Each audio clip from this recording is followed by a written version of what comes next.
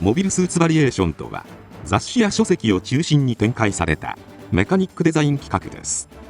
アニメに登場するモビルスーツにミリタリズムを取り入れたバリエーション機の設定を軸としており、ガンダムのリアル路線を補強する企画として人気を博しました。さらにジョニー・ライデンなどの人気キャラクター誕生のきっかけにもなっており、ガンダムの世界を広げることに大きく貢献しています。今回はそんな MSV の成り立ちと歴史について見ていきましょう。 MSV 発足のきっかけはアニメ「機動戦士ガンダム」の放映後に販売されたガンプラにあります。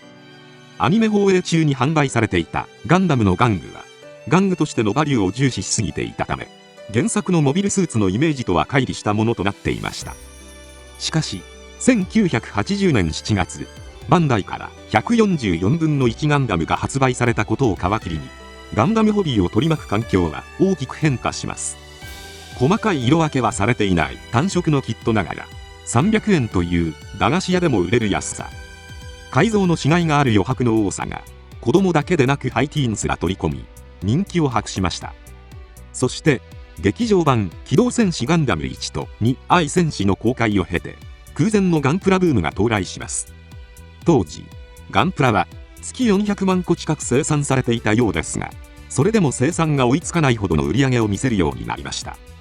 これに呼応するようにバンダイもガンプラを次々に展開し、ザクやドムといったメジャーどころのモビルスーツはもちろん、戦艦やモビルアーマーまでアニメに登場する兵器のほぼ全てをキット化していきます。こうしてバンダイ驚異のメカニズムを世に知らしめますが、82年頃にはバンダイもガンプラのラインナップに限界を感じるようになり、新しい企画を模索するようになりました。そこでアムロやシャアといったキャラクターの一体化を試みたキャラクターモデルシリーズや、劇中の名場面を再現できるジオラマ情景模型シリーズ、モビルスーツの内部構造を大胆に露出させたメカニックモデルなども販売されましたが、どれも市場の期待を満たすほどではありませんでした。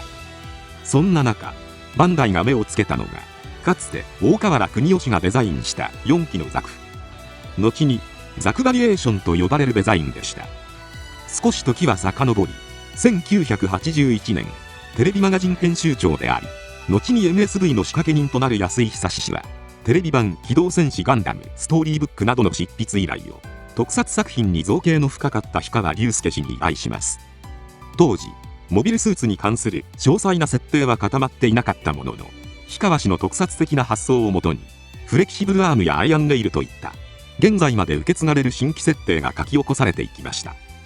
しかしザクの物合いのターレット構造など設定画が存在しない機構の設定は困難を極めたようです。そこでハイターゲット層向けの書籍劇場版「機動戦士ガンダム」アニメグラフブックの執筆にあたり、大河原氏へ新たに設定画を起こしてもらえるよう打診。すると大河原氏から設定画を書くにあたってアニメ未登場のオリジナルのザクを描きたいという返答が来ました。こうしてアニメグラフブックの紙面を湿地帯用ザク、砲撃専用ザク、水中型ザク、砂漠専用ザクの4機のザクバリエーションが飾ることになります。当時紙面上に設けられたザクバリエーションのコーナーは企画に関する説明はなく、機体解説の文字数も少ないという潔すぎるものでした。劇場版第1作に沿った本の中で何の説明もなく、唐突に本編未登場のモビルスーツが登場する様には多くの読者が困惑したことでしょう。しかしいかにも兵器という雰囲気を漂わせる4機のザクはミリタリー知識を持つ読者の心を確実につかみ、好意的に受け入れられます。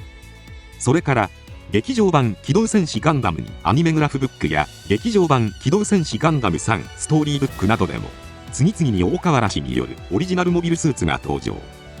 グフとドムの中間にあたる後の高機動型試作機や、後にパーフェクトジオングと呼ばれるジオング完成型などが発表されました。そして1981年7月に発売された「How to Build Gundam」で、当時ホビージャパンで活躍していた模型サークルストリームベースにより大河原氏がデザインしたザクバリエーションの機体が立体化されます。ミリタリズムを多分に含んだ作例はガンダムのリアリティを愛するファンを中心に支持を得ました。これらが人気を博したのは、当時大河原氏が描いていた版権イラストとバンダイの販売戦略が関係しています。バンダイはガンダムのヒットにはミリタリー要素も深く関係していると考えていました。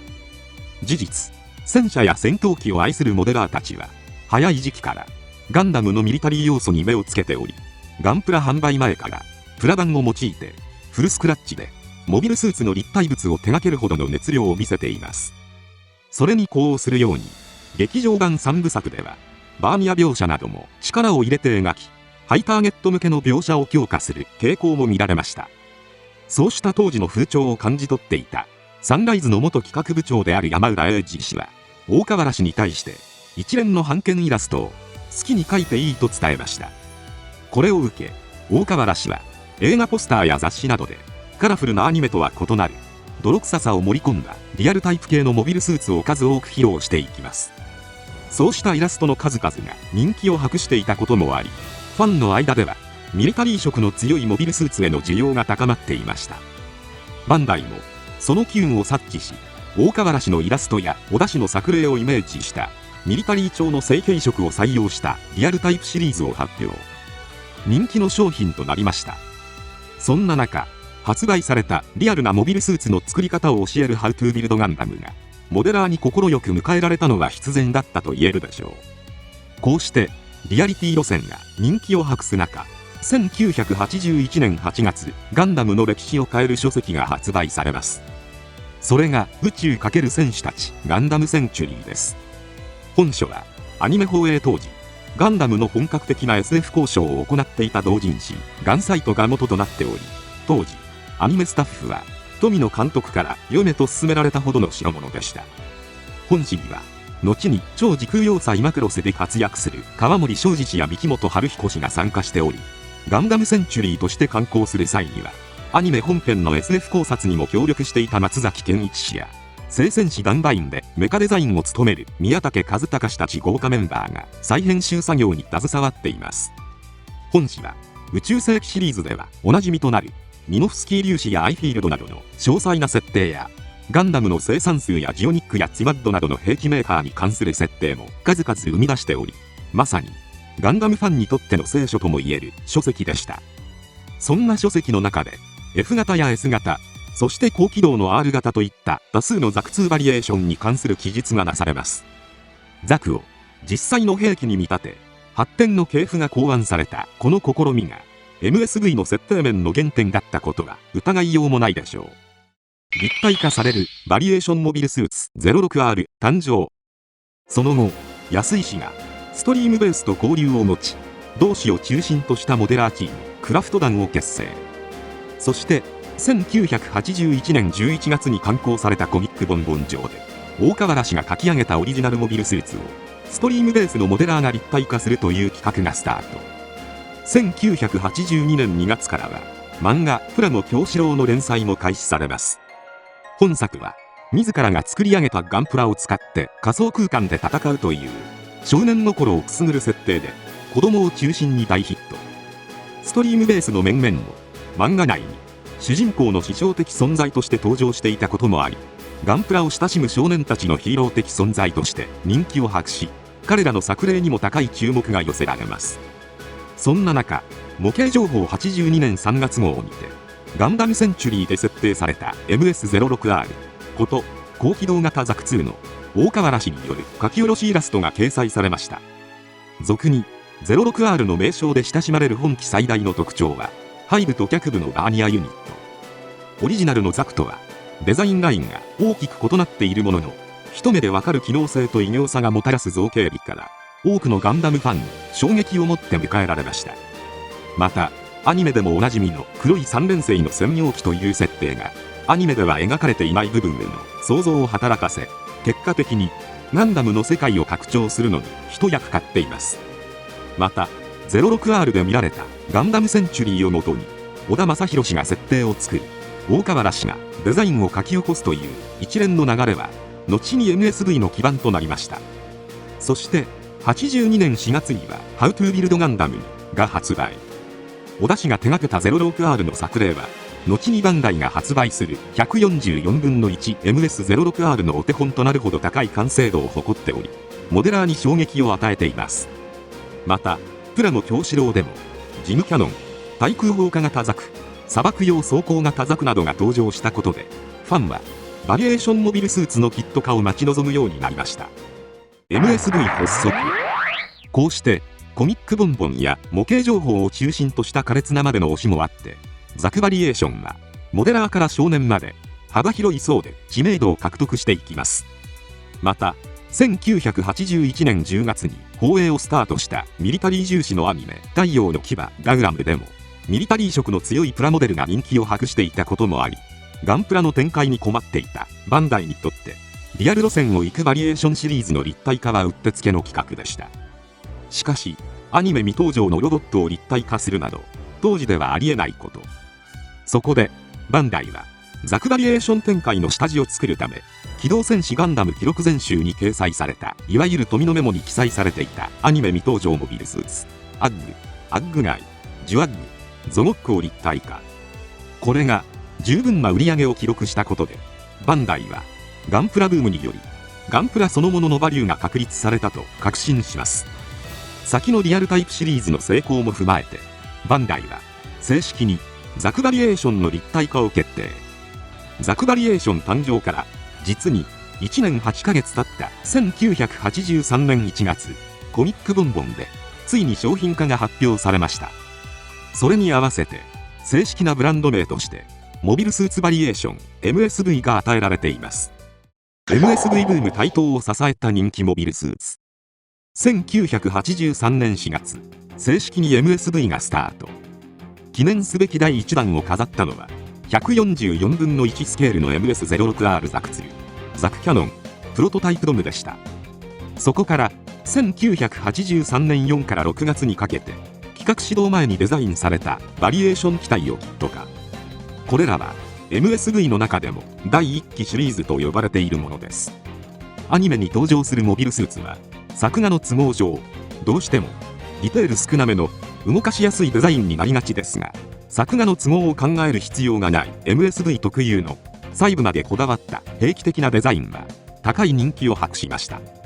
また小田正宏氏と航空機イラストを得意とする石橋健一氏のタッグによるまるで戦場の一シーンを切り取ったようなリアリティに富んだボックスアートはおもちゃ売り場に訪れたファンを魅了。ストリームベースが監修したキットの出来の良さも後押しし、高い売り上げを記録します。そして7月からは第2期シリーズがスタート。 MSV として新たにデザインされた機体の立体化もされるようになります。その第1弾として登場したのが FA78-1 ガンダムフルアーマータイプ、後にフルアーマーガンダムと呼ばれる機体です。もともと MSV はザクバリエーションがスタート地点だったこともあり、基本的にジオンの機体を中心に立体化しています。一方でコミックボンボンから流入してくる年少ユーザーはヒロイックなガンダム系モビルスーツを欲していました。一応第1期シリーズでプロトタイプガンダムが発売されていましたが、ノーマルなガンダムとデザイン面であまり差異がない本機にそうした役割を全て任せるのは難しい側面もありました。そこでプラモ京志郎にも登場した人気機体パーフェクトガンダムをベースに宇宙世紀に登場しても違和感がないようミリタリー色強めに小田氏がリファインしたのがガンダムフルアーマータイプでした。本機はガンキャノンの強みである火力と増加装甲をガンダムに付与するというアプローチが取られています。それは当時商業面を考え、機能を複数の機体に分散させがちなアニメロボットとしては非常に斬新なアイディアでした。